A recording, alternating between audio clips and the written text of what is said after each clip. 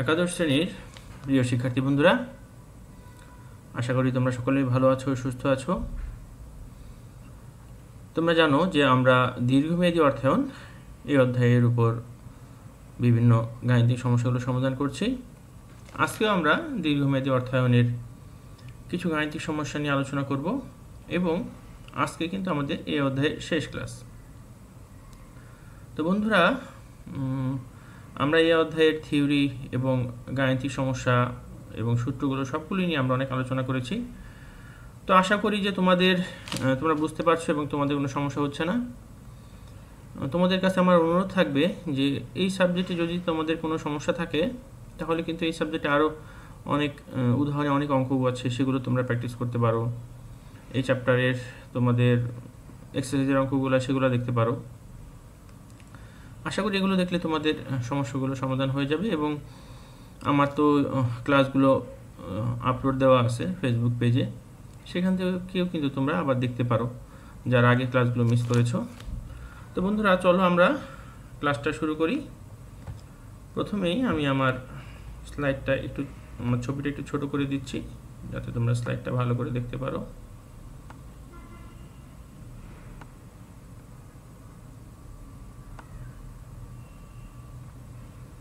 একটু ধৈর্য ধরো, আমি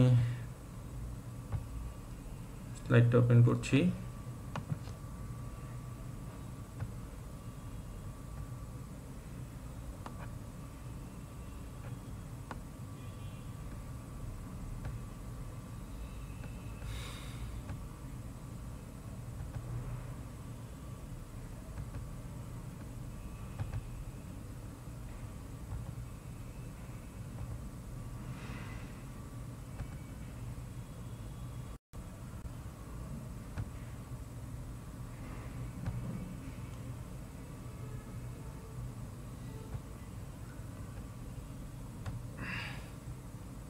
বন্ধুরা, শুরুতেই আমি আমার পরিচয়টি দিয়ে নিচ্ছি। আমি মাসিক Mahmud, lecturer accounting, Dhaka college.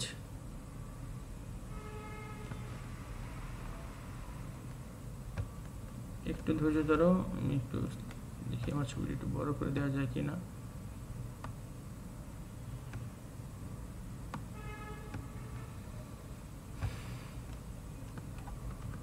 বন্ধুরা, তোমরা জানো যে আমাদের এই ক্লাসটি একাদশ শ্রেণীর ছাত্রছাত্রীদের জন্য এবং আজকের বিষয় ফিন্যান্স, ব্যাংকিং ও বিমা। অধ্যায়ের নাম দীর্ঘমেয়াদী অর্থায়ন এবং এই অধ্যায়ের উপর আজকে আমাদের 7th ক্লাস এবং এটি এই অধ্যায়ের উপর আজকে শেষ ক্লাস। বন্ধুরা, শুরুতে আমরা বাড়ি কাজ ছিল গত ক্লাসে একটি, সেই বাড়ি কাজটা একটু দেখে নিব এবং এই ধরনের বাড়ি কাজ কিন্তু এই ধরনের সমস্যা কিভাবে সমাধান করা যায় সেটা নিয়ে একটু আলোচনা করি। গত ক্লাসে তোমাদের একটা বাড়ি কাজ দেওয়া ছিল এবং এখানে ক এবং খ দুটি অংশ আছে, যার খ অংশটা আমি গত ক্লাসে সমাধান করে দিয়েছিলাম, ক অংশটি তোমাদের বাড়ি কাজ দিয়েছিল। চলো আমরা আবার সমস্যাটা একটু দেখি। জনাব শাহেদ গত বছর বন্ডে বিনিয়োগ করেছেন, যেখান থেকে আজীবন নির্দিষ্ট হারে সুদ বা ইন্টারেস্ট পাওয়া যাবে। তিনি আরও একটি কর্পোরেট বন্ডে বিনিয়োগ করতে চান। লগন লিমিটেড বাজারে 5 বছর মেয়াদী বন্ড ইস্যু করেছে, যার অভিহিত মূল্য 1000 টাকা এবং কুপন সুদের হার 13%, বাজার মূল্য 840 টাকা। তাছাড়া সাজিদ লিমিটেড 5 বছর মেয়াদী জিরো কুপন বন্ড ইস্যু করেছে, যার অভিহিত মূল্য 1000 টাকা এবং বাজার মূল্য 600 টাকা। জনাব শাহেদের প্রত্যাশিত আয়ের হার 15%। আমাদের ক অংশে বলা আছে উদ্দীপকে জনাব শাহেদ যে ধরনের বন্ডে বিনিয়োগ করেছেন তার মূল্য কিভাবে নির্ণয় করা যায়, এবং খ অংশ আছে যে জনাব শাহেদের কোন বন্ডে বিনিয়োগ করা উচিত তা মূল্যায়ন করো। দেখো, আমাদের খ অংশ গত ক্লাসে সমাধান করা হয়েছে, ক অংশটা নিয়ে আমরা আলোচনা করি। উদ্দীপকে জনাব শাহেদ যে ধরনের বন্ডে বিনিয়োগ করেছেন তার মূল্য কিভাবে নির্ণয় করা যায়।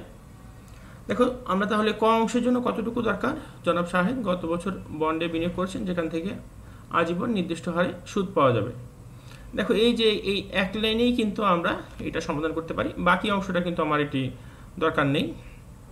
তো এখানে আজীবন বন্ড এখানে বলেই দেওয়া আছে যে আজীবন বন্ড, আজীবন নির্দিষ্ট হারে ইন্টারেস্ট পাওয়া যাবে। তো তোমরা জানো আজীবন নির্দিষ্ট হারে ইন্টারেস্ট পাওয়া গেলে সেটি হচ্ছে আমরা যে সূত্র দিয়ে করি সেটি হচ্ছে value of bond is equal to interest ভাগ কেডি। এখন দেখো, এখানে প্রত্যাশিত আয়ের হার দেওয়া আছে 15%, কিন্তু আমাদের কিন্তু যে ইন্টারেস্ট সেটি কিন্তু এখানে আমাদের দেওয়া নেই। তাহলে এই ধরনের অঙ্কে যদি 1 নম্বর থাকে তাহলে কিন্তু তুমি লিখে দিলে হবে যে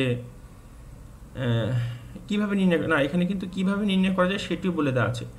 তো যেহেতু আমাদের এখানে টোটাল ইনফরমেশনগুলো নেই, আমরা কিন্তু কিভাবে নির্ণয় করতে হবে সেটা বলে দিব, কারণ আমাদের কিন্তু এটা সমাধান করা সম্ভব না। তো বন্ধুরা এটা আমরা কিভাবে গুছিয়ে লিখবো সেটা দেখাই। চলো তোমাদেরকে কিন্তু আমি আজীবন বন্ড যেগুলো সেগুলো কিন্তু আগেও আমি দেখিয়েছি। চলো আজকে আবার একটু দেখি সংক্ষিপ্ত সময়ের মধ্যে। দেখো, জনাব শাহেদ চিরস্থায়ী বন্ডে বিনিয়োগ করেছেন। যে বন্ডের মেয়াদ অসীম তাকে চিরস্থায়ী বন্ড বলে। চিরস্থায়ী বন্ডের মূল্য নিম্নের সূত্রের সাহায্যে নির্ণয় করা যায়। ভ্যালু অফ বন্ড যেগুলো ইন্টারেস্ট ভাগ কেডি। তো দেখো, আমি কিন্তু প্রবলেমটা সলভ করতে পারছি না, কারণ আমাদের ইন্টারেস্টটা দেওয়া নেই, কেডিটা দেওয়া আছে। তো যেহেতু আমরা প্রবলেমটা সলভ করতে পারছি না, আমরা বলে দিব কিভাবে করা যায়। তাহলে আমরা এখানে বলে দিই, এখানে ভ্যালু অফ বন্ড যেগুলো চিরস্থায়ী বন্ডের মূল্য, ইন্টারেস্ট যেগুলো বার্ষিক সুদের পরিমাণ, কেডি হচ্ছে প্রয়োজনীয় আয়ের হার। উদ্দীপকে জনাব শাহেদ বন্ড হতে আজীবন নির্দিষ্ট হারে সুদ পাবেন, যা চিরস্থায়ী বন্ডের ক্ষেত্রে প্রযোজ্য, এবং উপরোক্ত সূত্রের সাহায্যে এই বন্ডের মূল্য নির্ণয় করা যায়। বন্ধুরা দেখো, এখানে কিন্তু আমাদের পরীক্ষার হলে তোমরা কিন্তু ট্র্যাপে পড়তে পারো যে আমি কিভাবে করব, ইনফরমেশন তো টোটাল নেই। সেক্ষেত্রে কিন্তু আমরা এটা এভাবে বলে দিব, সুন্দর করে বলে দিব। আশা করছি বন্ধুরা তোমরা এই সমস্যাটি বুঝতে পেরেছো। শিক্ষার্থী বন্ধুরা, চলো আমরা আরও একটি সমস্যা দেখি এবং সেটা নিয়ে আলোচনা করি, এবং আমরা চেষ্টা করি কিভাবে এটি সমাধান করা যায়। গ্রামীণ ফোন লিমিটেড 5 বছর মেয়াদী 1000 টাকা অভিহিত মূল্যের বন্ড ইস্যু করে। মিস্টার সুমন প্রাথমিক গণপ্রস্তাবের মাধ্যমে গ্রামীণ ফোন লিমিটেডের বন্ডে আবেদন করেন এবং তিনি 5টি বন্ড পান। উল্লেখ্য, বর্তমান বাজারে সুদের হার 15%। অন্যদিকে রবি লিমিটেড 7 বছর মেয়াদী 10,000 টাকা অভিহিত মূল্যের 9% কুপন বন্ড ইস্যু করে। আবার বাংলা লিংক 8 বছর মেয়াদী 1000 টাকা মূল্যের 20% কুপন বন্ড ইস্যু করে। আমাদের ক অংশ বলে দেওয়া আছে, উদ্দীপকে উল্লেখিত গ্রামীণ ফোন লিমিটেডের বন্ডটি যদি 0 কুপন বন্ড হয় তাহলে বন্ডের অন্তর্নিহিত মূল্য কত। বন্ধুরা দেখো, এখানে কিন্তু আমাদের একটা কথা বলে দিয়ে খুব সহজ করে দিয়েছে। সেটি হচ্ছে যে আমাদের বলে দিয়েছে 0 কুপন বন্ড, এটি কিন্তু নাও বলা থাকতে পারত। সেক্ষেত্রে কিন্তু তোমার অঙ্কটা পড়ে অথবা সমস্যাটি পড়ে তোমাকে বুঝতে হবে যে এটি আমাদের 0 কুপন বন্ড। যেমন গ্রামীণ ফোন লিমিটেড 5 বছর মেয়াদী 1000 টাকা অভিহিত মূল্যের বন্ড ইস্যু করে। মিস্টার সুমন প্রাথমিক গণপ্রস্তাবের মাধ্যমে গ্রামীণ ফোন লিমিটেডের বন্ডে আবেদন করেন এবং তিনি 5টি বন্ড পান। এখন এখানে কিন্তু দেখো আমাদের কুপন রেট দেয়া নেই। যেখানে কুপন রেট দেয়া নেই সেখানে কিন্তু বুঝতে হবে যে এটি 0 কুপন বন্ড। আর 0 কুপন বন্ডের অঙ্ক তোমরা আরও আগেও করেছো, আমি জানি তোমরা হয়তো এটি এতক্ষণে সলভ করে ফেলেছো। তো আমি একটু হিন্টস দিয়ে দিই, সেটা হচ্ছে ভ্যালু অফ বন্ড নির্ণয় করবো আমরা। Value of bond is equal to matured value 1 plus KD to the power n। এক্ষেত্রে কিন্তু আমাদের বন্ডের মূল্যটা নির্ণয় হয়ে যাবে। এবং দেখো আমাদের যে তিনি 5টি বন্ড পান, এতটুকু হচ্ছে আমাদের ক অংশের জন্য সমস্যাটা। আচ্ছা, তাহলে চলো আমরা খ অংশটা পরে দেখব। আমরা ক অংশটার সমাধান একটু দেখি। গ্রামীণ ফোন লিমিটেডের বন্ডের অন্তর্নিহিত মূল্য, ম্যাচিউরড ভ্যালু আমাদের দেয়াই আছে 1000 টাকা, এবং আমাদের ইন্টারেস্ট অর্থাৎ প্রত্যাশিত আয়ের হার হচ্ছে 15%। সময় দেওয়া আছে আমাদের 5 বছর। আমরা নির্ণয় করব ভ্যালু অফ বন্ড। আমি আগে বলেছিলাম সূত্রটা কি হবে, value of bond is equal to matured value 1 plus KD to the power n। এখানে যদি আমরা মানগুলো বসিয়ে দিই তাহলে কিন্তু আমরা 0 কুপন বন্ডের মানটা নির্ণয় করে ফেলতে পারবো। Value of bond equal two আমাদের ম্যাচিউরড ভ্যালু 1000 টাকা এবং 1 প্লাস কেডির মান হচ্ছে 0.15, সময় হচ্ছে 5 বছর। থার্ড লাইনে দেখো, আমরা থার্ড লাইনে শুধু 1 এর সাথে 1.1 এর সাথে 0.15 যোগ করে দিলাম, তাহলে হয় 1.15 টু দি পাওয়ার 5, এবং 1.15 এর সাথে যদি আমরা পাওয়ার 5 অ্যাপ্লাই করি তাহলে আমরা পাচ্ছি 4.046। ফাইনালি আমরা গ্রামীণ ফোনের মূল্য বের করলাম 497.18 টাকা। তো বন্ধুরা, এই ধরনের সমস্যা তোমরা আগেও করেছো। তো এটা হয়তো তোমাদের বুঝতে কোনো সমস্যা হয়নি। চলো আমরা এখন খ অংশ দেখি। আমরা একটু আগের স্লাইডে ফিরে যাই। খ অংশে বলে দেওয়া আছে, দেখো যে আমাদের উদ্দীপকে উল্লেখিত রবি ও বাংলালিংক লিমিটেডের বন্ডের বর্তমান মূল্য নির্ণয় করো এবং কোনটি অধিহারে এবং কোনটি অবহারে বিক্রি হবে তার কারণ বিশ্লেষণ করো। বন্ধুরা, আমরা কিন্তু এর আগে বাজার মূল্য দেওয়া ছিল, বাজার মূল্যের ভিত্তিতে আমরা কিন্তু অ্যানালাইসিস করতাম যে এই বন্ডে বিনিয়োগ করা উচিত কি উচিত না। এখন কিন্তু আমাদের দেওয়া আছে হচ্ছে যে দেখো এখানে কিন্তু বাজার মূল্য বলা নেই, এখানে বলে দেওয়া আছে যে অন্যদিকে রবি লিমিটেড 7 বছর মেয়াদি 10,000 টাকা অভিহিত মূল্যের 9% কুপন বন্ড ইস্যু করেন। এখানে কিন্তু বাজারে কত মূল্য সেটি বলে দেওয়া নাই, আমরা কিন্তু আগে বাজার মূল্যের সাথে তুলনা করে আমরা সিদ্ধান্ত নিতে পারতাম। এটা কিন্তু মনে হয় তোমাদের জন্য একটু নতুন। আবার বাংলালিংক 8 বছর মেয়াদি 1,000 টাকা মূল্যের 20% কুপন বন্ড ইস্যু করে। তো এই দুইটা যদি আমরা করতে চাই যে আসলে যে রবিতে এবং বাংলালিংকে কোনটি অবহারে বিক্রি হবে কোনটি অধিহারে বিক্রি হবে।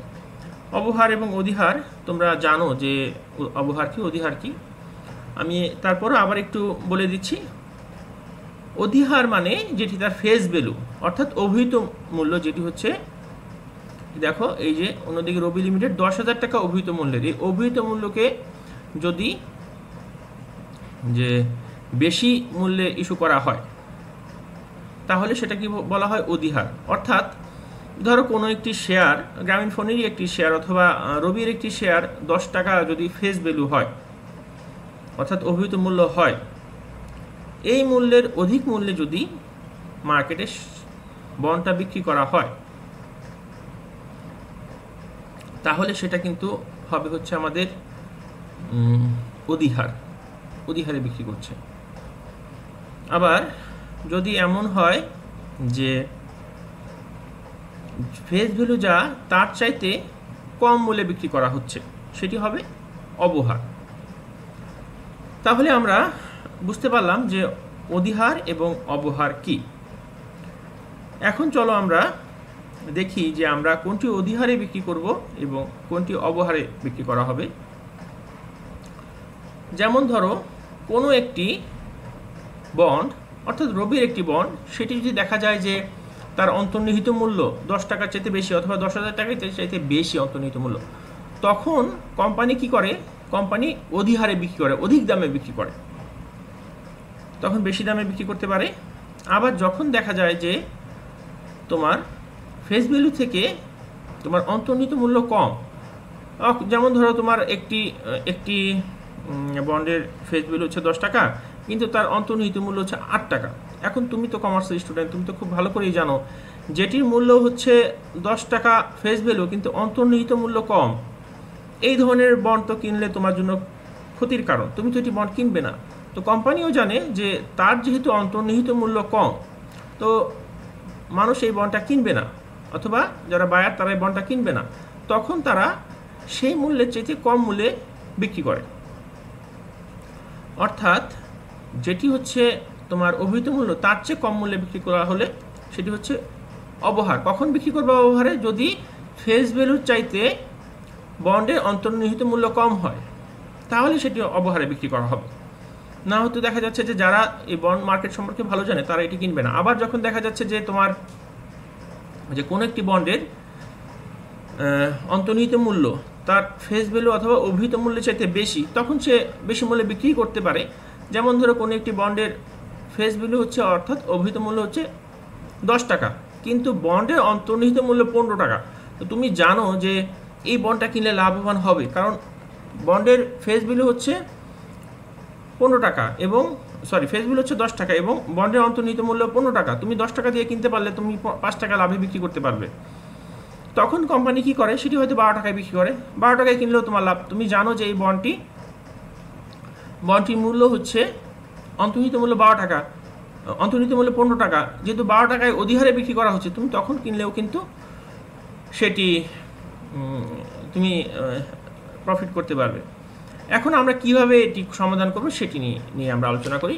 খুব সহজ, আমাদের এত কিছু করার দরকার নেই, আমরা দুটি বন্ডের অন্তর্নিহিত মূল্য নির্ণয় করব, বন্ডের মূল্য নির্ণয় করব।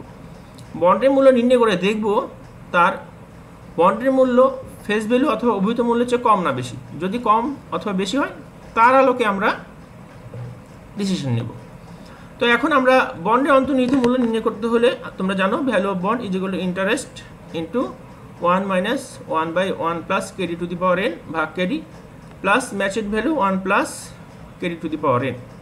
এই সূত্রের মাধ্যমে কিন্তু আমরা বাংলালিংক লিমিটেড এবং রবি লিমিটেডের বন্ডের মূল্য কিন্তু আমরা নির্ণয় করতে পারি। এই বন্ডের মূল্য যদি নির্ণয় করে ফেলতে পারি তাহলে কিন্তু বন্ধুরা আমরা এটি খুব সহজেই ডিসিশন নিতে পারবো। তাহলে চলো বন্ধুরা আমার মনে হয় তোমরা করেও ফেলেছ, তোমরা অনেকেই হয়তো করে ফেলেছ এই ধরনের সমস্যা তোমরা আগে করেছো। তারপরে চলো আমরা দেখে নেই অ্যাট এ গ্ল্যান্স আসলে কীভাবে আমরা সমাধান করতে পারবো।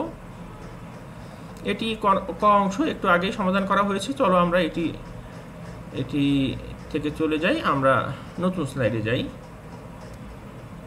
উদ্দীপকে উল্লিখিত রবি ও বাংলালিংক লিমিটেডের বন্ডের বর্তমান মূল্য নির্ণয় করো এবং কোনটি অধিহারে এবং কোনটি অবহারে বিক্রি করা হবে এবং তার কারণ বিশ্লেষণ করো।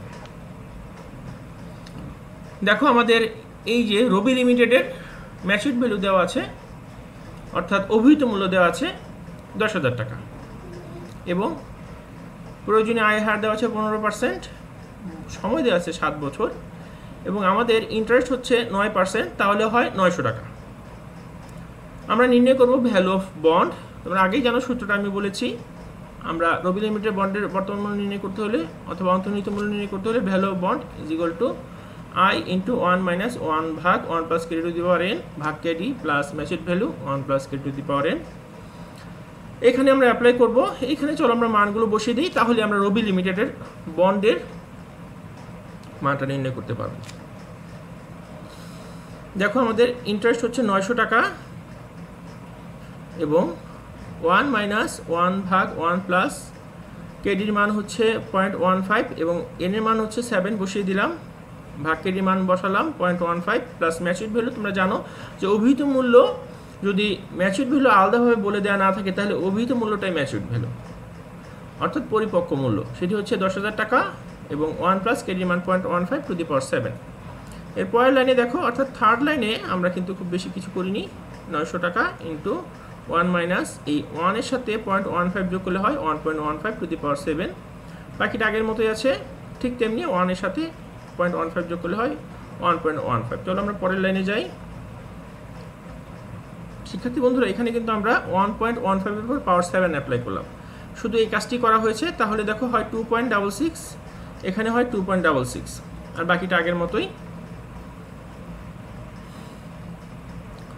এখন দেখো আমরা যদি ভাগ করি 1 কে 2.66 দিয়ে ভাগ দেই তাহলে হয় হচ্ছে 0.3759 এবং বাকি অংশ কিন্তু আগের মতোই। আমি খুব সহজ করে খুব একটু একটু করে তোমাদের সমাধানটা করে দিই যাতে তোমরা ক্যালকুলেশনটা বুঝতে পারো। 1 থেকে যদি আমি 0.3759 বিয়োগ দিই পাচ্ছি 0.6241 এবং বাকি অংশ কিন্তু আমাদের আগের মতোই রয়েছে। এখন দেখো 0.6241 যদি আমরা 0.15 দিয়ে ভাগ দিই পাচ্ছি 4.161 প্লাস 10,000 কে যদি আমরা 2.66 দিয়ে ভাগ দিই পাচ্ছি 3,759.398। এর পরের লাইনে 900 কে 4.161 দিয়ে গুণ দিলাম পাচ্ছি 3,744.9। এরপরে আমরা যোগ করলাম, দেখো আমরা পাচ্ছি 7,504.298 টাকা। অর্থাৎ রবি লিমিটেডের যে বন্ডের অন্তর্নিহিত মূল্য বা বন্ডের বর্তমান মূল্য যাই বলো না সেটি হচ্ছে 7,504 টাকা এবং এটির অভিহিত মূল্য বা ফেস ভ্যালু হচ্ছে 10,000 টাকা। তো যেটা হচ্ছে 10,000 টাকা ফেস ভ্যালু, তাহলে তুমি এটা কি 10,000 টাকা দিয়ে কিনবে? কারণ এটি তো আসলে সত্যিকার অর্থে এটির দাম হওয়া উচিত 7,504 টাকা 0.298 টাকা, অর্থাৎ 7,504 টাকা যদি হয় তাহলে এর দামটা ঠিক আছে। এটা বেশি দামে তারা ফেস ভ্যালু বেশি ধরেছে তারা, তো এই ক্ষেত্রে কিন্তু মানুষ এটা কিনবে না। তোমরা কমার্সের স্টুডেন্ট, তোমরা জানো এইটা আসলে বেশি মূল্য তাদের ধরা হয়েছে, অতি মূল্যায়িত করা হয়েছে। তো তুমি তো এই বন্ডটা কিনবে না। কোম্পানিও জানে যে এই 10,000 টাকা ফেস ভ্যালুর এই বন্ড কিন্তু মানুষ কিনবে না। কি করতে হবে? এটি অবহারে বিক্রি করতে হবে। যদি অবহারে বিক্রি করা হয় তাহলে মানুষ তখন সেটি ক্যালকুলেশন করে দেখবে যে কম দামে যেটি ফেস ভ্যালু তার চাইতে কম দামে বিক্রি করা হচ্ছে, তখন কিন্তু কিনবে। তো বন্ধুরা আমি হয়তো বুঝাতে পেরেছি যে কখন অবহারে বিক্রি করা হবে, কখন হচ্ছে অধিহারে বিক্রি করা হবে। বন্ধুরা এখন চলো আমরা তো রবি লিমিটেডের বন্ডের অন্তর্নিহিত মূল্য বের করলাম, এখন আমরা নির্ণয় করব হচ্ছে বাংলা লিংক লিমিটেডের। চলো বাংলা লিংকের দেখি সেটিও কি অবহারে ইস্যু করব না অধিহারে ইস্যু করব, সেটি আমরা তখন সেটার অন্তর্নিহিত মূল্য দেখে আমরা ডিসিশনটা নিব। দেখো বাংলা লিংক লিমিটেডে বন্ডের বর্তমান মূল্য বা অন্তর্নিহিত মূল্য হচ্ছে ম্যাচিউরড ভ্যালু দেওয়া আছে আমাদের, অর্থাৎ ফেস ভ্যালু অর্থাৎ অভিহিত মূল্যকেই আমরা এখানে ম্যাচিউরড ভ্যালু অর্থাৎ পরিপক্ক মূল্য ধরবো। আমি আগেও একবার বলেছিলাম যদি ম্যাচিউরড ভ্যালু আলাদাভাবে দেওয়া না থাকে তাহলে ফেস ভ্যালুটাকেই অথবা অভিহিত মূল্যকেই আমরা ম্যাচিউরড ভ্যালু ধরবো। তাহলে এখানে আমাদের ম্যাচিউরড ভ্যালু 1000 টাকা এবং প্রয়োজনীয় আয়ের হার 15%, বছর কিন্তু আগে ছিল 7 বছর, এখন কিন্তু 8 বছর। ইন্টারেস্ট হচ্ছে 20% যদি হয় তাহলে 1000 টাকার 20% হচ্ছে 200 টাকা। আমরা ভ্যালু বন্ড নির্ণয় করব। বন্ধুরা সূত্রটা আগে থেকেই জানো, আগে যে সূত্রটা অ্যাপ্লাই করেছিলাম সেটি এখানে অ্যাপ্লাই করব। Value bond equal to interest into 1 minus 1 ভাগ 1 plus KT to the power n ভাগ কেটি প্লাস ম্যাচিউরড ভ্যালু ভাগ 1 plus KT to the power n। এখানে আমরা মানগুলো বসিয়ে দিব। আমরা ইন্টারেস্ট জানি যে ইন্টারেস্ট বের করছি 200 টাকা, 200 টাকা বসিয়ে দিলাম ইন্টু 1 মাইনাস 1 ভাগ 1 প্লাস কেটির মান হচ্ছে কিন্তু আমাদের প্রয়োজনীয় আয়ের হার 15% অর্থাৎ 0.15 এবং আমাদের সময় হচ্ছে 8 বছর, তাহলে পাওয়ার 8 দিলাম ভাগ 0.15, ম্যাচিউরড ভ্যালু 1000 টাকা বসিয়ে দিলাম 1 ভাগ কেটির মান 0.15 টু দি পাওয়ার 8। চলো আমরা পরের লাইনে জাস্ট একটু ক্যালকুলেশন করা হয়েছে, সেটি হচ্ছে 0.15 এর সাথে 1 যোগ করলাম, অর্থাৎ থার্ড লাইনে আমাদের 1.15 লিখলাম, এখানে 1.15 লিখলাম। এর পরের লাইনে আমরা 1.15 এর উপর পাওয়ার 8 অ্যাপ্লাই করলাম, তাহলে পাচ্ছি 3.059 এবং এখানেও পাচ্ছি 3.059, আর বাকিটা আগের মতোই আছে। এরপরে দেখো আমরা কি করলাম, 1কে 3.059 দিয়ে ভাগ দিলাম, পাচ্ছি 0.3269 এবং বাকিটা কিন্তু আগের মতোই আছে। আমরা এখন 1 থেকে 0.3269 বিয়োগ করব, তাহলে পাচ্ছি 0.6731, বাকিটা কিন্তু আগের মতোই আছে। 200 ইন্টু 0.6731কে 0.15 দিয়ে ভাগ দিলে আমরা পাচ্ছি 4.487 প্লাস 1000কে যদি আমরা 3.059 দিয়ে ভাগ দিই পাচ্ছি 326.904। এখন 200কে 4.487 দিয়ে গুণ দাও, পাচ্ছি 897.4 টাকা প্লাস 326.904, যদি যোগ করি তাহলে পাচ্ছি 12,224 টাকা .340 টাকা। আচ্ছা বন্ধুরা এখন দেখো এখানে কিন্তু আমাদের ম্যাচিউরড ভ্যালু অর্থাৎ ফেস ভ্যালু বলো অথবা অভিহিত মূল্য বলো সেখানে ছিল কিন্তু 1000 টাকা, কিন্তু আমরা দেখছি যে এটি কিন্তু অন্তর্নিহিত মূল্য বেশি। এখন কোম্পানি কিন্তু দেখলো যে এটি আসলে অন্তর্নিহিত মূল্য বেশি, ফেস ভ্যালু 1000 টাকা ধরা হয়েছে। এই ক্ষেত্রে কিন্তু যে আমরা এখানে করতে পারি, একটু বেশি দামে বিক্রি করতে পারি। আমরা 1100 টাকা দামে অধিহারে অর্থাৎ বেশি দামে বিক্রি করলে অধিহারে বিক্রি করলে 1100 টাকা দামে বিক্রি করলে কিন্তু বায়াররা এটি কিনবে, কারণ এটির অন্তর্নিহিত মূল্য হচ্ছে 1224 টাকা। আচ্ছা বন্ধুরা তোমাদের মনে প্রশ্ন থাকতে পারে যেটির অন্তর্নিহিত মূল্য বেশি তার ফেস ভ্যালু 1000 টাকা দেওয়া দরকার কি? আবার যার অন্তর্নিহিত মূল্য 10,000 টাকা, যেমন রবি লিমিটেডের অন্তর্নিহিত মূল্য 7,000 সামথিং ছিল, সেটির 10,000 টাকা দেওয়া দরকার কি? আমরা অন্তর্নিহিত মূল্যটা ফেস ভ্যালু ধরি না কেন? অর্থাৎ এখানে কিন্তু আমরা বাংলা লিংক লিমিটেডে আমরা এই 1224 টাকা ফেস ভ্যালু ধরি না কেন? আমরা 1000 টাকা ফেস ভ্যালু ধরছি, এইটি আবার অধিহারে বিক্রি করছি কেন? আসলে সব সময় তোমার ফেস ভ্যালু ধরা হয় রাউন্ড ফিগার। যেমন এখন কিন্তু আমাদের শেয়ার মার্কেটে সব শেয়ারের মূল্য কিন্তু অভিহিত মূল্য কিন্তু ফেস ভ্যালু 10 টাকা। আগে কিন্তু 100 টাকাও ছিল, আগে একসময় 100 টাকা ছিল, বেশিও ছিল, এখন পরে নিয়ম করে সেটি কমিয়ে ফেলা হয়েছে, সব 10 টাকা। এবং অন্য দেশে কিন্তু এটি আছে, এবং অন্যান্য দেশে কিন্তু তোমার ফেস ভ্যালু কম বেশি আছে, 100 টাকা আছে, 10 টাকা আছে, 1000 টাকা আছে।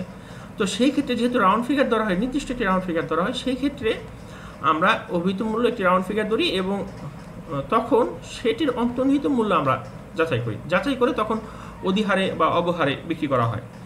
তো বন্ধুরা তোমরা হয়তো বুঝতে পেরেছো যে এটি আমরা কি হারে মানে অধিহারে না অবহারে বিক্রি করবো, সেটি হয়তো তোমরা বুঝতে পেরেছো। এবং এটি কিন্তু আমরা সুন্দর করে কমেন্টস লিখে দিব যে আমরা অধিহারে বিক্রি করব না অবহারে বিক্রি করব। চলো বন্ধুরা আমরা কমেন্টসটা একটু দেখি যে কিভাবে আমরা কমেন্টসটা লিখব।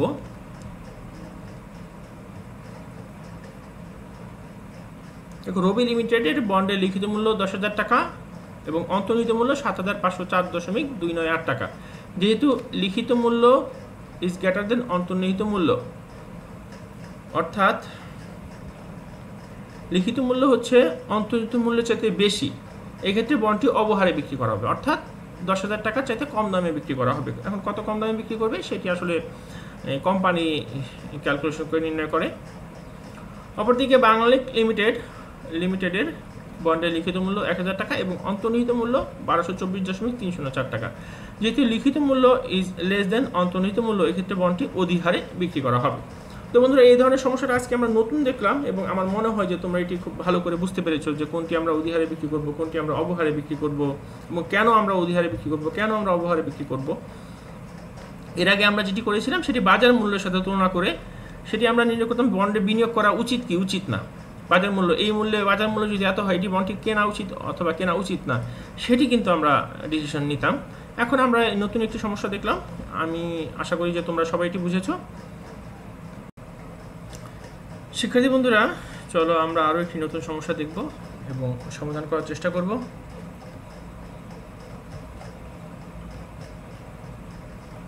আমাদের নতুন যে সমস্যাটি আছে, চলো আমরা প্রথমে দেখি সমস্যাটিতে কি বলা আছে এবং সমস্যাটি বোঝার চেষ্টা করি। জনাব সাজু তার ব্যাংকে সঞ্চয়কৃত অর্থ বিনিয়োগ করতে চাইছেন। তিনি বন্ড বাজার অনুসন্ধান করে 100 টাকা অভিহিত মূল্যের দুটি বন্ড দেখতে পেলেন। বন্ড দুটির তথ্য নিচে দেওয়া হলো। একটি হচ্ছে এ বন্ড এবং আরেকটি হচ্ছে বি বন্ড। এ বন্ডের কুপন সুদের হার 11% এবং বি বন্ডের কুপন সুদের হার 10%। এ বন্ডের বাজার মূল্য 118 টাকা এবং বি বন্ডের বাজার মূল্য 85 টাকা। মেয়াদকাল দেওয়া আছে এ বন্ডের ক্ষেত্রে 8 বছর এবং বি বন্ডের ক্ষেত্রে কিন্তু আমাদের কোনো মেয়াদকাল দেওয়া নেই। বন্ধুরা, তাহলে চলো আমরা এটি দেখি আমাদের কি সমস্যায় আরও কি বলা আছে। উল্লেখ্য, জনাব সাজুর আয়ের হার অর্থাৎ প্রয়োজনীয় আয়ের হার 10%। এ বন্ডের মেয়াদ পূর্তিতে আয়ের হার নির্ণয় করো। অর্থাৎ তোমরা আগে জানো যে আমরা ইল টু ম্যাচুরিটি সেই সমস্যাটি সমাধান করেছি। আমরা এখন এ বন্ডের মেয়াদ পূর্তি আয়ের হার নির্ণয় করতে হলে, অর্থাৎ বন্ড যদি কেউ সম্পূর্ণ সময় ধরে রাখে তাহলে যে ইনকামটা হবে তার হারটা নির্ণয় করো। এবং আরও একটি সমস্যা খ অংশে বলে দেওয়া আছে যে অন্তর্নিহিত মূল্যের ভিত্তিতে জনাব সাজু কোন বন্ডে বিনিয়োগ করা উচিত। আচ্ছা, তাহলে বন্ধুরা আমরা প্রথমে চলো আমরা দুটি নিয়ে চিন্তা না করে আমরা এই অংশটা নিয়ে আলোচনা করি, তাহলে আমাদের জন্য মনে করি একটু সহজ হবে যে যদি আমরা এই শুধু এই অংশটা নিয়ে আলোচনা করি। তো বন্ধু, এই অংশে আমাদেরকে বলে দেওয়া আছে যে এ বন্ডের মেয়াদ পূর্তিতে আয়ের হার নির্ণয় করো। আমরা কি করব? ইল টু ম্যাচুরিটি নির্ণয় করতে হলে আমরা জানি yield to maturity is equal to interest plus matured value minus sales value ভাগেন, ভাগ হবে matured value plus sales value ভাগ 2। এটি দিয়ে করা যায়, আমার মনে হয় তোমরা অনেকেই করে ফেলেছো। তারপর চলো আমরা একটু সমস্যাটা কীভাবে সমাধান করতে হবে একটু কম সময় দেখে নিই। ম্যাচুরিড ভ্যালু দেওয়া আছে 100 টাকা এবং ইন্টারেস্ট হচ্ছে আমাদের 100 টাকার উপর 11% 11 টাকা। সময় দেওয়া আছে 8 বছর এবং সেলস ভ্যালু 118 টাকা। ইল টু ম্যাচুরিটি অর্থাৎ মেয়াদ পূর্তিতে আয়ের হার নির্ণয় করব। সূত্রটা আমি আগেই বলেছি, yield to maturity is equal to interest plus matured value minus sales value ভাগ এন এবং matured value plus sales value ভাগ 2। বন্ধুরা, তোমরা এই সূত্রে একটা ভুল করো পরীক্ষায়, সেটা আমি বলে দিচ্ছি, একটু খেয়াল রাখবে। এই যে ম্যাচুরিড ভ্যালু এখানে প্লাস এবং মাইনাস দুটি নিয়ে তোমাদের পরীক্ষা হলে গোলমাল লেগে যায়। তোমরা এটি ওলট পালট করে ফেলো, নিচে অনেকে মাইনাস দাও, উপরে প্লাস দাও। এবং এই যে ভাগ হয় নাম্বার অফ এন ইয়ার দিয়ে, সেটি অনেকেই এই নিচে 2 না লিখে 2 জায়গায় এন লিখো। এই সমস্যাটা যদি না হয় খেয়াল রাখবে এবং বেশি বেশি প্র্যাকটিস করলে অঙ্কগুলো আমার মনে হয় যে এটা পরীক্ষা হলে ভুল হবে না। চলো আমরা এই সূত্রে মানগুলো বসিয়ে দিই। আমাদের ইন্টারেস্ট হচ্ছে 11 টাকা এবং ম্যাচুরিড ভ্যালু 100 টাকা, সেলস ভ্যালু 118 টাকা অঙ্কেই দেওয়া আছে আমাদের সমস্যায়। সময় হচ্ছে 8 বছর এবং ম্যাচুরিড ভ্যালু 100 টাকা প্লাস 118 ভাগ 2। পরবর্তীতে আমরা কি করলাম, থার্ড লাইনে 100 থেকে 118 বিয়োগ দিলে আমরা পাচ্ছি মাইনাস 18 অর্থাৎ বিয়োগ 18 ভাগ 8 এবং 100-র সাথে 118 যোগ করলে হয় 218।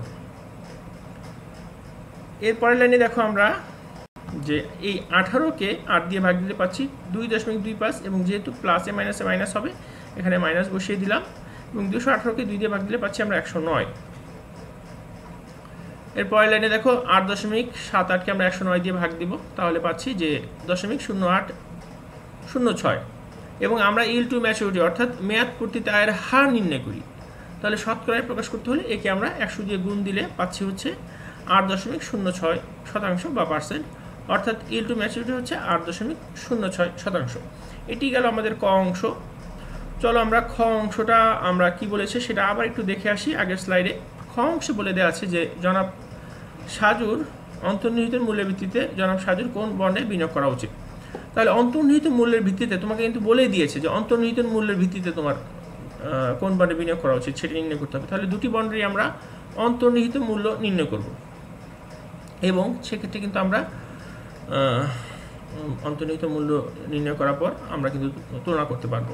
এবং বি বন্ড কিন্তু আজীবন বন্ড। দেখো শিক্ষার্থী বন্ধু, এখানে কিন্তু সময় দেওয়া নাই, মেয়াদ দেওয়া নাই। আর এ বন্ড হচ্ছে আমাদের 8 বছর মেয়াদি। তাহলে এ বন্ডের জন্য আমরা কোন সূত্র ইউজ করব? Value of bond is equal to interest minus interest into 1 minus 1/1 plus KD to the power N ভাগ KD plus mature value 1 plus KD to the power N. এটি কিন্তু আমরা এ বন্ডের ক্ষেত্রে। এবং বি বন্ড কিন্তু আজীবন বন্ড, সেটি তোমরা জানো যে value of bond is equal to interest ভাগ কেডি। এটি হলেই কিন্তু আমরা বাজার মূল্যের সাথে তুলনা করে নির্ণয় করতে পারবো। আশা করি তোমরা করেও ফেলেছো, সমাধান করে ফেলেছো। তারপরও যাদের একটু সমস্যা হচ্ছে তাদেরকে আমি একটু দেখিয়ে দিচ্ছি যে কিভাবে করা যায়। চলো আমরা চলে যাই আমাদের স্লাইডে।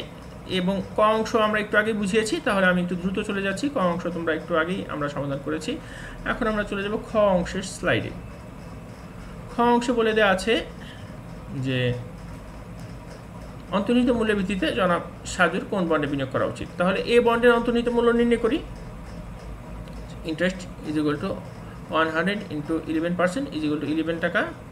ম্যাচুর ভ্যালু 100 টাকা, সময় 8 বছর এবং আমাদের কেডি প্রয়োজনীয় আয়ের হার 10%।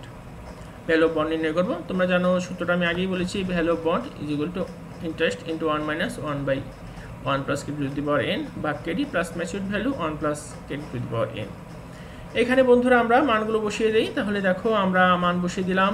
ইন্টারেস্ট হচ্ছে 11 টাকা, 1 ভাগ 1 প্লাস কেডির মান হচ্ছে 10% অর্থাৎ 0.1। নাম্বার অফ ইয়ার হচ্ছে 8 বছর ভাগ কেডি 0.1। ম্যাচুর ভ্যালু 100 টাকা এবং 1 প্লাস কেডি অর্থাৎ 1 প্লাস 0.1 টু দি পাওয়ার 8। এর পরের লাইনে শুধু আমরা যে যোগ করে দিলাম, 1 এর সাথে 0.1 যোগ করলাম থার্ড লাইনে, তাহলে হয় 1.1, এখানে 1.1, শুধু এতটুকু ক্যালকুলেশন করলাম। এর পরের লাইনে আমরা 1.1 এর উপর পাওয়ার 8 অ্যাপ্লাই করলে আমরা পাচ্ছি 2.144। এরপরে 1কে আমরা 2.144 দিয়ে ভাগ দিব। তাহলে আমরা কি পাচ্ছি দেখো 0.4664 এবং আগে বাকিটা কিন্তু আগের মতোই আছে। এবং আমরা দেখো এখানে আমরা 1 থেকে 0.4664 বিয়োগ দিলাম, পাচ্ছি 0.5336। বাকিটা কিন্তু আগের মতোই। এখন আমরা 0.1 দিয়ে 0.5336কে ভাগ দিলে এবং সাথে যদি আমরা 11কে গুণ দিয়ে পাচ্ছি 58.696। আর 100কে 2.144 দিয়ে ভাগ দিলে পাচ্ছি 46.642 টাকা। ফাইনালি পাচ্ছি আমরা 105.33 টাকা। আচ্ছা বন্ধুরা, তাহলে এখন এই যে এ বন্ডটা কি কেনা উচিত কি কেনা উচিত না, আমরা এখানে একটু কথা বলি। আমরা দেখেছিলাম যে এ বন্ডের বাজার মূল্য শিক্ষার্থী বন্ধুরা সম্ভবত 115 টাকা কিনা, একটু দেখে আসি।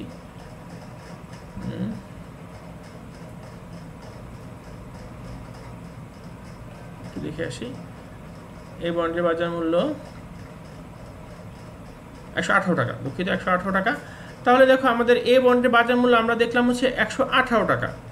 তাহলে 118 টাকা যদি এ বন্ডের বাজার মূল্য হয় এবং বন্ডের মূল্য আমরা নির্ণয় করলাম, একটু দ্রুত চলে যাচ্ছি, 105 টাকা। তাহলে 105 টাকার জিনিস বাজারে 118 টাকা বিক্রি করা হচ্ছে, এটি কেনা উচিত না। কেন উচিত না? এই ধরনের অঙ্ক আগে অনেকবার করানো হয়েছে, বুঝিয়ে দেওয়া হয়েছে। তারপর আমি একটু সংক্ষেপে বলি। যেহেতু অন্তর্নিহিত মূল্য বাজার মূল্যের চাইতে কম, অর্থাৎ বাজারে বেশি দামে বিক্রি হচ্ছে, অতি মূল্যায়িত করা হয়েছে, সুতরাং এই বন্ডটা কিনলে তোমার ক্ষতির সম্ভাবনা আছে, সুতরাং এই বন্ডটা কেনা উচিত না। তাহলে এই বন্ডের ব্যাপারে আমরা ডিসিশন নিতে পারলাম যে এই বন্ডটি কেনা উচিত না। বি বন্ডের ক্ষেত্রে আমরা কি করা যায়, বি বন্ডটা কেনা যায় কিনা, সেক্ষেত্রে বি বন্ডের অন্তর্নিহিত মূল্য নির্ণয় করবে। এবং এটি যেহেতু আমাদের আজীবন বন্ড, চিরস্থায়ী বন্ড, সেক্ষেত্রে আমাদের সূত্র হচ্ছে value bond is equal to interest ভাগ কেডি। তো চলো বি বন্ডের মূল্য নির্ণয় করি। যে ইন্টারেস্ট হচ্ছে 100 টাকা 10 টাকা এবং আমাদের কেডি হচ্ছে 10%। তাহলে আমাদের সূত্র হচ্ছে ভ্যালু বন্ড 1 প্লাস ভাগ কেডি এবং আমাদের ইন্টারেস্ট হচ্ছে 10 টাকায় যদি আমরা 0.1 দিয়ে ভাগ দিই আমরা পাচ্ছি বন্ডের মূল্য 100 টাকা। তাহলে বন্ডের বাজার মূল্য 85 টাকা, বন্ডের মূল্য 100 টাকা। এই বন্ডে বিনিয়োগ করা উচিত, কারণ এই বাজারে কম দামে বিক্রি হচ্ছে, তুমি এটি পরে আবার প্রফিট করে বিক্রি করতে পারবে। তাহলে বন্ধুরা চলো আমরা মন্তব্যটা একটু দেখি।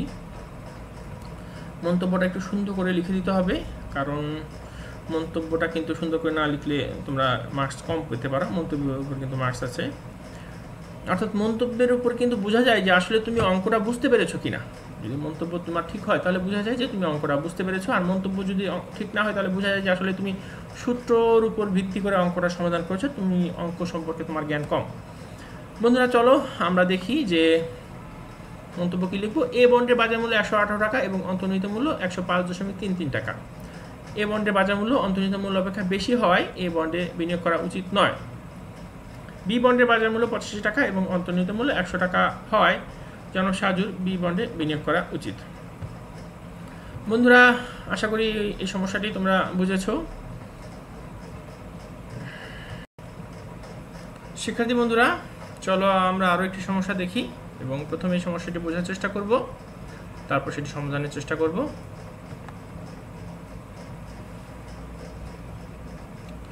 জনাব আরাফাত তার 30টি বন্ড যা তিনি সুরমা ফার্মাসিউটিক্যালস কোম্পানির নিকট হতে ক্রয় করেছিলেন তা বিক্রি করে 14% সুদে সিলেট ব্যাংকে স্থায়ী আমানতে বিনিয়োগের সিদ্ধান্ত নিয়েছেন। প্রতি বন্ডের অভিহিত মূল্য 2000 টাকা, বাৎসরিক সুদের পরিমাণ 14%, মেয়াদ 10 বছর। বন্ডগুলো তিনি প্রতিটি 2500 টাকায় বিক্রি করেন। বলেছে যে মেয়াদ পূর্তিতে আয়ের হার বিবেচনায় জনাব আরাফাতের বিনিয়োগ সিদ্ধান্তটি মূল্যায়ন করো। তো বন্ধুরা চলো আগে আমরা সমস্যাটি দেখি এবং বোঝার চেষ্টা করি যে সমস্যাটিতে আসলে কি বলা হয়েছে, সহজ বাংলায় আসলে কি বলা হয়েছে সেটি আসলে আমরা আগে দেখি। দেখো এখানে বলা হয়েছে তার হাতে, জনাব আরাফাতের হাতে কিছু বন্ড ছিল যা তিনি একটি কোম্পানি থেকে কিনেছিলেন। সে বন্ডগুলো তিনি বিক্রি করে দেন।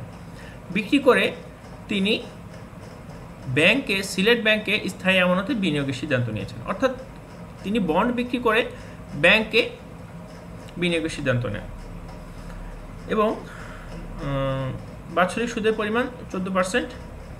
প্রতি বন্ডের মূল্য ছিল 2000 টাকা, বাৎসরিক সুদের পরিমাণ 14%, মেয়াদ 10 বছর। বন্ডগুলো প্রতিটি 2500 টাকা বিক্রি করেন।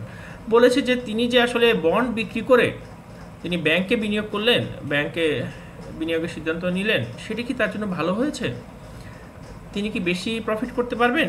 এবং তোমাদের কিন্তু এখানে বলে দেওয়া আছে মেয়াদ পূর্তিতে আয়ের হার বিবেচনায়, অর্থাৎ বলে দেওয়া আছে যে মেয়াদ পূর্তিতে আয়ের হার নির্ণয় করো, এরপর তুমি বিবেচনা করো। তো বন্ধুরা বুঝতেই পারছো যে আমরা মেয়াদ পূর্তিতে আয়ের হার নির্ণয় করব যদি দেখি যে মেয়াদ পূর্তিতে আয়ের হার এই যে 14% সুদে সিলেট ব্যাংকে বিনিয়োগ করেছেন, তো মেয়াদ পূর্তিতে আয়ের হার যদি 14%-এর চাইতে বেশি হয় তাহলে তার সিদ্ধান্তটি ভুল ছিল। আর যদি দেখি যে মেয়াদ পূর্তিতে আয়ের হার 14%-এর চাইতে কম হয় তাহলে তিনি ভালো ডিসিশন নিয়েছেন। তো বন্ধুরা তার মানে আমাদের কি করতে হবে? প্রথমে আমাদের ইল্ড টু ম্যাচুরিটি নির্ণয় করতে হবে, অর্থাৎ মেয়াদ পূর্তিতে আয়ের হার নির্ণয় করতে হবে। আমার মনে হয় যে তোমরা অনেকেই হয়তো এই সমস্যাটি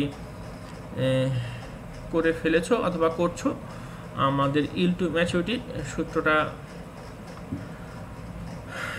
সূত্রে যদি আমরা এই মানগুলো বসিয়ে দিই তাহলে খুব সহজেই আমরা করতে পারবো। তোমাদেরকে একটু সময় দিচ্ছি, যারা তোমরা একটু নিজেরাই করার চেষ্টা করো, যারা এটি পারো অথবা বুঝতে পারছো তারা একটু ইল্ড টু ম্যাচুরিটি, একটু আগে কিন্তু আমি ইল্ড টু ম্যাচুরিটির সূত্র তোমাদেরকে দেখিয়েছি, সেই সূত্রটা অ্যাপ্লাই করলেই কিন্তু হয়ে যাবে। এবং একটু পরে তো আমি করিয়ে দিব, তোমরা একটু নির্ণয় করার চেষ্টা করো ইল্ড টু ম্যাচুরিটি।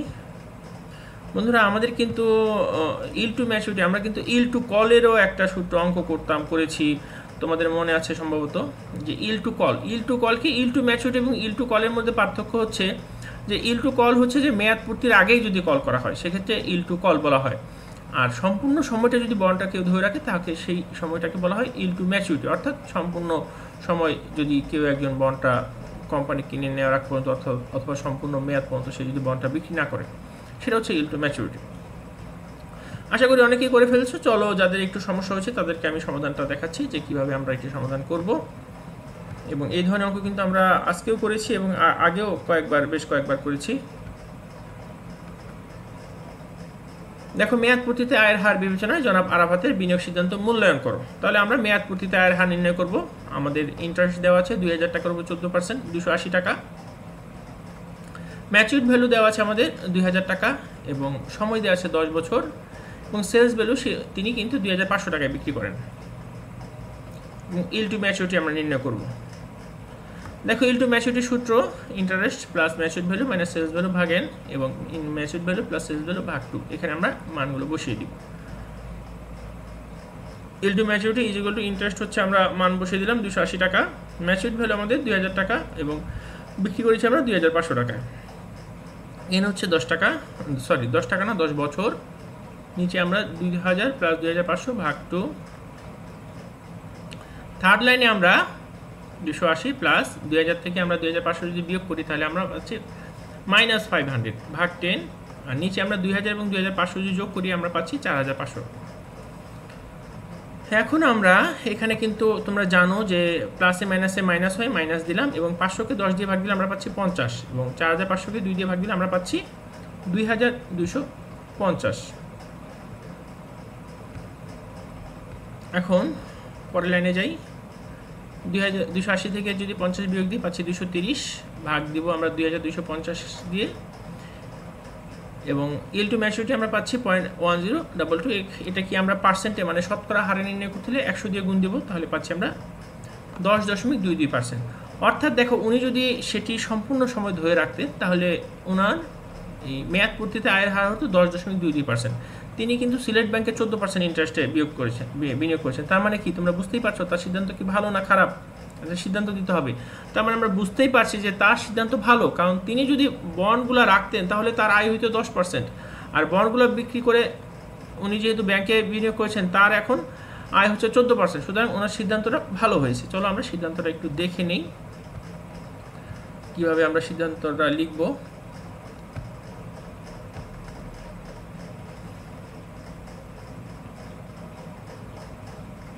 দেখো বন্ড হতে মেয়াদ পূর্তিতে আয়ের হার ব্যাংকের স্থায়ী আমানতের সুদের হার অপেক্ষা কম হওয়ায় ব্যাংকের স্থায়ী আমানতে বিনিয়োগের সিদ্ধান্তটি সঠিক হয়েছে। অর্থাৎ তোমরা কিন্তু এখানে উল্লেখও করে দিতে পারো যে ব্যাংকে উনি বিনিয়োগ করেছেন 14% হারে এবং মেয়াদ পূর্তিতে তার আয়ের হার যদি তিনি বিক্রি না করতেন, যদি মেয়াদ পূর্তি পর্যন্ত ধরে রাখতেন তাহলে তার আয়ের হতো 10.something। সুতরাং ওনার কিন্তু যেহেতু তিনি সিলেট ব্যাংকে বন্ডের চাইতে বেশি প্রফিট করতে পারছেন অথবা বেশি ইন্টারেস্ট পাচ্ছেন, সেক্ষেত্রে তার বিনিয়োগ সিদ্ধান্তটি সঠিক হয়েছে।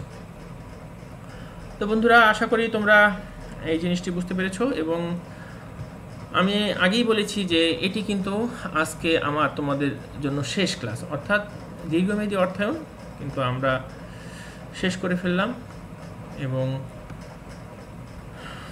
আমাদের কিন্তু সামনে আমরা নতুন একটি চ্যাপ্টার ধরব। তো তোমাদের কাছে আমার অনুরোধ থাকবে বন্ধুরা, তোমরা এই যে দীর্ঘমেয়াদী অর্থায়ন যারা আমার ক্লাসের সাথে ক্লাসগুলো করেছো তারা নিশ্চয়ই আশা করি ভালো করে বুঝতে পেরেছো। আমরা অনেকগুলো সমস্যা করেছি, থিওরিগুলো করেছি। তো তোমাদের যারা ক্লাসগুলো করেছো তারা উদাহরণগুলো দেখো যে আমাদের বইয়ের পেছনে সংক্ষিপ্ত প্রশ্ন দেওয়া আছে, সেগুলো আমরা সলভ করব এবং আমাদের যে উদাহরণে আরও অনেক অঙ্ক আছে সেগুলো আমরা করব, এক্সারসাইজে আরও অনেক অঙ্ক আছে সেগুলো আমরা করব বইয়ের। এবং যাদের বুঝতে সমস্যা হয়েছে হয়তো যারা ক্লাসগুলো মিস করেছে তারা কিন্তু আমাদের ফেসবুক পেজ থেকে আমাদের এই আগের ক্লাসগুলো দেখে নিতে পারো। এবং তোমাদের কাছে আমার আরও একটি অনুরোধ থাকবে যে বন্ধুরা আমরা কিন্তু বেশি বেশি প্র্যাকটিস করতে হবে এবং আমি কিন্তু তোমাদের যে এই সৃজনশীল প্রশ্নগুলো সমাধান করি সেখানে দেখবে কিন্তু আমাদের সৃজনশীল প্রশ্ন কিন্তু ক, খ, গ, ঘ 4টি থাকে। ক এবং খ সাধারণত থিওরিটিক্যাল প্রশ্ন, ছোট প্রশ্ন থাকে। গ এবং ঘ এইখানে আমাদের অঙ্কগুলো অর্থাৎ সমস্যাগুলো সমাধান করতে হয়। তো বন্ধুরা তোমরা এই যে আমাদের বইতে দেখবে যে সৃজনশীল প্রশ্ন আছে সেখানে ক, খগুলো আছে, সেগুলো কিন্তু তোমরা বাসায় পড়ে নেবে। যেহেতু এইগুলো তোমাদের থিওরিটিক্যাল জিনিস আমি একবার পড়িয়েছি এবং সেহেতু তোমাদের প্রতিদিন যদি আমি এই অঙ্কের যেই সৃজনশীল প্রশ্নের যে থিওরিগুলো আছে সেগুলো যদি পড়াই তাহলে আমার অঙ্কে অনেক কম সময় পাবো। এই জন্য আমি তোমাদের শুধু থিওরি ক্লাস করিয়েছি, যদিও সব কিছুই তোমাদের পড়ানো হয়েছে, কিন্তু সৃজনশীল প্রশ্নের এই ছোট ছোট প্রশ্নগুলো কিন্তু আমরা একটু কম দেখেছি এবং যেগুলো গাণিতিক সমস্যা যেগুলো নিয়ে তোমরা বেশি সমস্যায় পড়ো সেগুলো কিন্তু আমরা একটু বেশি করিয়েছি। কিন্তু তোমাদের কিন্তু সেগুলো বাসায় পড়তে হবে, তোমরা থিওরিগুলো বাসায় পড়বে এবং তোমরা আমাদের বইয়ের পেছনের থিওরিগুলো আছে সেগুলো পড়বে, বইয়ের পেছনে অঙ্ক আছে, উদাহরণের অঙ্ক আছে সেগুলো করবে, এক্সারসাইজের অঙ্ক আছে সেগুলো করবে। এগুলো করলে কিন্তু আমরা এই অধ্যায়ে খুব ভালোভাবে বুঝতে পারবো এবং পরীক্ষার হলে কিন্তু এখান থেকে আমরা ভালো একটি নম্বর নিয়ে আসতে পারবো। সামনের ক্লাসে বন্ধুরা আমরা নতুন একটি অধ্যায় শুরু করব, সেটি হচ্ছে মূলধন ব্যয়। এই অধ্যায়টিও আমাদের খুব গুরুত্বপূর্ণ, পরীক্ষায় আসে, মোটামুটি সহজ আছে। তো বন্ধুরা তোমরা সবাই সুস্থ থাকো, ভালো থাকো, স্বাস্থ্যবিধি মেনে চলো। তোমাদের সবার সুস্বাস্থ্য কামনা করে আজকে আমি এখানেই বিদায় নিচ্ছি। আল্লাহ হাফেজ।